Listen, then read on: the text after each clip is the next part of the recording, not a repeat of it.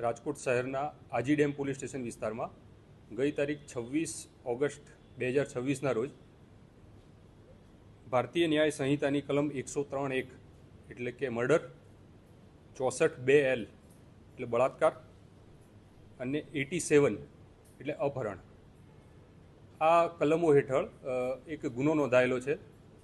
આ ગુનાની ઘટનાક્રમ જાણીએ તો ગઈ 21 ઓગસ્ટના રોજ આજી ડેમ પોલીસ સ્ટેશન વિસ્તારમાં આજી ડેમ પાસેથી, આજી ડેમના કિનારેથી એક અજાણી મહિલાનો મૃતદેહ મળી આવેલો, જે અનુસંધાને આજી ડેમ પોલીસ સ્ટેશનની અંદર એડી દાખલ કરવામાં આવેલી. ત્યારબાદ તારીખ 22ના રોજ આ મૃતદેહનું ફોરેન્સિક પીએમ કરવામાં આવેલું અને આ મહિલા શરૂઆતમાં મેં કીધું એ પ્રમાણે અજાણી મહિલા હતી, અનઆઇડેન્ટિફાઈડ ડેડ બોડી હતી.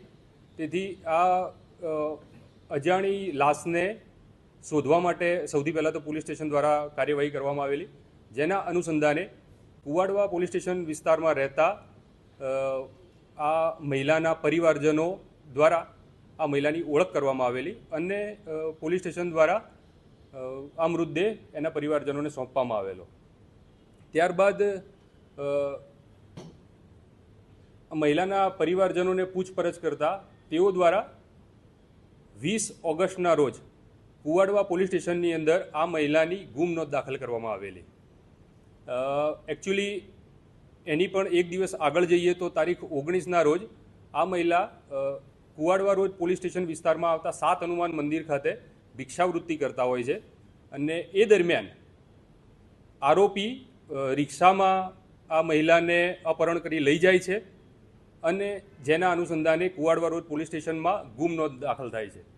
ત્યારબાદ આજી ડેમ પોલીસ સ્ટેશન વિસ્તારને જ્યારે આ બનાવની જાણ થાય છે, આજી ડેમ પોલીસ સ્ટેશને પીઆઈ શ્રી હરેશ પટેલ, એમના ડિસ્ટાફ પીએસઆઈ શ્રી ડોડિયા સાહેબ અને એની ટીમે હ્યુમન ઇન્ટેલિજન્સ અને ટેકનિકલ ઇન્ટેલિજન્સના મદદથી બનાવ સ્થળ જે છે, જે જગ્યાએથી ડેડ બોડી મળી છે એ અને આ મહિલાનું જે રહેઠાણ છે એ વચ્ચે લાંબો 13 કિલોમીટરનો ગેપ છે. એટલે શરૂઆતથી જ આપણને શંકા હતી.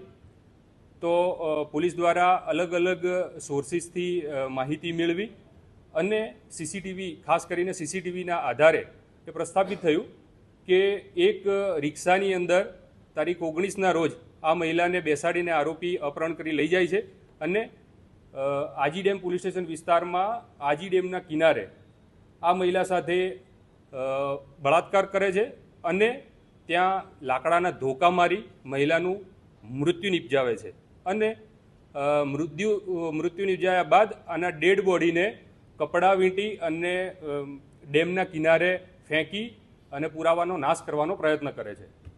આ અનુસંધાને સીસીટીવી, મેં કીધું એ પ્રમાણે સીસીટીવીને ફોલો કરી તથા હ્યુમન ઇન્ટેલિજન્સ, આનું બીજું એક કારણ એ પણ છે કે મરણ જનાર અને આરોપી બેમાંથી એક પણ વ્યક્તિ મોબાઈલ ફોન ઉપયોગ કરતા નહોતા. તેથી ટેકનિકલ અને હ્યુમન ઇન્ટેલિજન્સ બંનેની મદદથી આજી ડેમ પોલીસ સ્ટેશને સારી મહેનત કરી અને આરોપીને શોધી કાઢેલો છે અને એના અનુસંધાને મેં કીધું એ પ્રમાણે ગઈકાલે ગુનો દાખલ થયેલ છે. આરોપીનું નામ છે રમેશભાઈ બચુભાઈ વૈદુકિયા. એ મૂળ રહે કાલાવાડ, જામનગરના છે અને હાલમાં એ કોઠારિયા રોડ, રાજકોટ રહે છે. આરોપીના ગુનાહિત ઇતિહાસની વાત કરીએ તો આ બનાવના પહેલાં આરોપી વિરુદ્ધ 3 ગુના દાખલ થઈ ચૂક્યા છે, જેમાં ચોટીલા પોલીસ સ્ટેશનની અંદર આઈપીસી 302 એટલે હત્યાનો ગુનો છે. એ ઉપરાંત થોરાળા પોલીસ સ્ટેશનની અંદર 2018માં એમાં પણ બળાત્કાર અને મર્ડર એનો એક ગુનો છે. આ ઉપરાંત ત્રીજો ગુનો કુવાડવા પોલીસ સ્ટેશનની અંદર 2018માં જ મર્ડરનો ગુનો દાખલ થયેલો છે. પોલીસ દ્વારા પૂરેપૂરી ઊંડાણપૂર્વકની તપાસ થશે. ટેકનિકલ સર્વેલન્સ અને ફોરેન્સિક એક્સપર્ટ્સ, મેડિકલ એક્સપર્ટ્સ અને લીગલ એક્સપર્ટ્સ, તમામ એક્સપર્ટ્સને આ તપાસની અંદર સાથે રાખી અને ઝીણવટભરી તપાસ કરી અને મોટામાં મોટી સજા થાય એ પ્રમાણેની પ્રયત્નો કરવામાં. અત્યાર સુધી તપાસમાં એવું હજુ નીકળ્યું નથી. હા, બિલકુલ કરવામાં આવશે. ચાર્જશીટ કરવામાં વહેલામાં વહેલી તકે અમે તમામ પુરાવા એકત્રિત કરીશું. ચાર્જશીટ કરવાની ઉતાવળમાં કોઈ પુરાવા એકત્ર કરવામાં કોઈ કચાશ રહી જાય એવું નહીં થવા દઈએ અને પૂરી ઝીણવટભરી મેં અગાઉ કીધું એ પ્રમાણે તપાસ કરી આનું ચાર્જશીટ કરવામાં આવશે. એ બળજબરીપૂર્વક ઉઠાઈને એને લઈ ગયો છે. જે 7 હનુમાન મંદિર છે ત્યાં આ મહિલા ભિક્ષાવૃત્તિ કરતા હોય છે, ત્યાંથી લઈ જઈ અને આજી ડેમ વિસ્તારમાં ગયેલો છે. સાંજ સમાચાર ફેસબુક પેજને લાઇક કરો, વિડીયો શેર કરો અને વધુ વિગતવાર સમાચાર માટે sanssamachar.net વિઝિટ કરો.